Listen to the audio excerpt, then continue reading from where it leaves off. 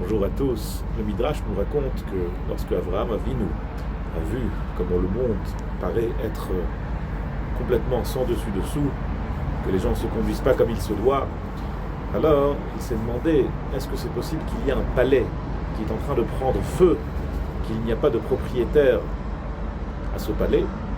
Et là, Kadosh Baruch Hu lui répond, Ani ou Baal Abira, c'est moi qui est le propriétaire de ce château. Et a priori, on pourrait se poser la question qu'on ne voit pas de réponse à la question de Avraham Avinu. Il dit, comment est-ce qu'un propriétaire d'un château peut le laisser brûler? Et Kadosh Baruch Hu lui répond, Ani ou Baal Abira, c'est moi le propriétaire du château, sans lui répondre pourquoi est-ce qu'il laisse le château brûler. Mais en vérité, ce n'est pas une question. La réponse d'Akadosh Baruch Hu explique très bien la question d'Avraham Avinu. Ani ou Baal Abira, c'est moi le propriétaire du château, mais si je le laisse brûler, c'est parce qu'en vérité je ne le laisse pas brûler.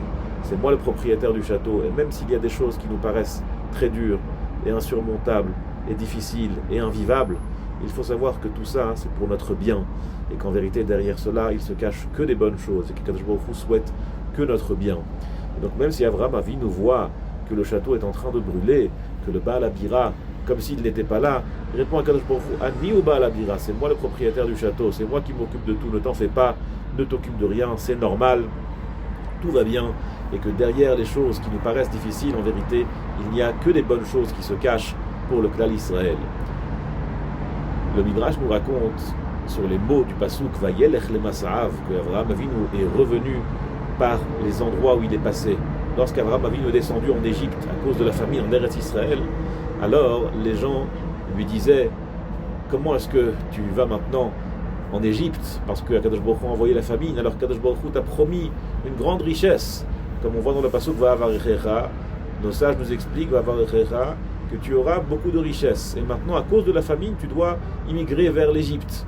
Alors où est-ce qu'elle est la bracha de Kadosh Baruch Hu? Tout le monde se sont moqués de lui. Et le Midrash nous raconte que lorsqu'il est revenu d'Égypte vers Israël, il est passé par les mêmes endroits, par les mêmes auberges d'où il est venu. Pourquoi? Pour l'ifroa akafotav, le Midrash nous explique, pour rembourser ses dettes. Alors, on comprend que, a priori, c'est que lorsqu'Avraham Avinu est descendu en Égypte, il n'avait pas d'argent. Lorsqu'il est remonté, il avait beaucoup d'argent, parce qu'Avimelech et le roi d'Égypte leur lui ont donné parole, il avait beaucoup d'argent. C'est écrit qu'Avraham, kaved, bamikne, bakesef ou bazahav, il avait beaucoup de bétail, beaucoup d'or, beaucoup d'argent. Et lorsqu'il est remonté, alors il a été poré à Kafotav. Il est venu rembourser ses dettes. Mais les dettes dont on parle ne sont pas que les dettes d'argent qu'il devait aux aubergistes. Les dettes dont on parle, ce sont les dettes pour les moqueries de tous ces gens des auberges qui disaient Avraham, alors elle est où la richesse que Kadosh Baruch Hu t'a promis? Kadosh Baruch Hu t'a promis beaucoup de richesses et maintenant tu descends en Égypte pour avoir un peu de quoi manger. Il est venu, il leur a dit, voyez, regardez maintenant pourquoi est-ce que Kadosh Baruch Hu m'a envoyé en Égypte. Revoyez maintenant pourquoi est-ce que je suis descendu si bas pour remonter tellement haut. Avec Kaved Meod, il était lourd tellement il avait du bétail, tellement il avait d'or et d'argent. Ça c'est la bracha cachée d'Akadosh Baruch Hu. Et nous aussi, sur le verset vers Eka, Kadosh Baruch Hu dit à Avraham, je vais te montrer. Qu'est-ce qu'il lui montre? Nous dit le Baal HaTorim Ba'ananim, dans les nuages. Qu'est-ce que c'est les nuages? Dans Moshe Rabbeinu, c'est écrit que Kadosh Baruch Hu il est nigash à Kadosh Baruch Hu Ba'arafel, dans le brouillard. Quand c'est caché, quand c'est obscur, quand c'est difficile, il faut savoir que c'est là où se trouve Akadosh Baruch Hu, et que derrière se cachent que des bonnes choses. Akadosh Baruch Hu, il veut que notre bien.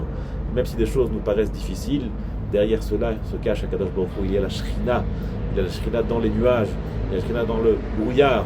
C'est là où se trouve Akadosh Baruch Hu. Il faut en profiter pour se rapprocher de lui, et grâce à cela, Akadosh Baruch Hu nous enverra à tous une grande richesse, beaucoup de bracha, beaucoup de bénédictions et beaucoup de bonnes choses à tout le Klal Israël. Kol Tov et Shabbat Shalom.